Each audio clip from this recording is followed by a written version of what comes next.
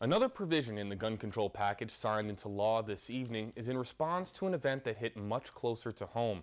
The community in Webster, New York are still grieving the loss of some of their first responders, and the Webster provision, as it's called, in the New York SAFE Act will aim to prevent tragedies like that in the future. WENY TV's Joe Malillo joins us live in the studio with the response from some local fire chiefs about the provision. Joe, how do local fire crews feel about this Webster provision?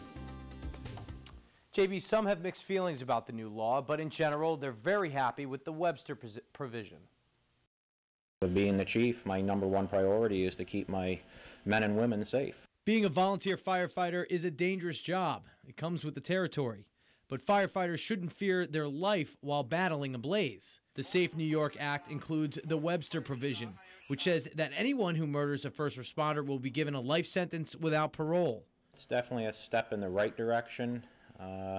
Unfortunately, it's not going to correct anything that we have to still deal with on a day-to-day basis. I mean, every day we go out, we're still thinking about Webster, and as something like that can happen to us. We need to protect our first responders, and our world has changed, and we're not used to being under attack. Maybe police officers have, but your firefighters and EMTs haven't. Chief John Tye from Corning says times have changed, and the Webster provision was a big step.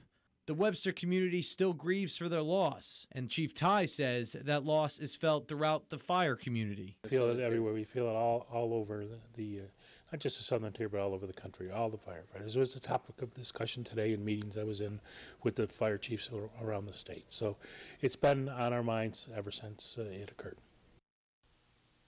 Now, another provision is sharing a gun with an individual who is not authorized to possess a gun and then commits a crime will now constitute as criminal facilitation.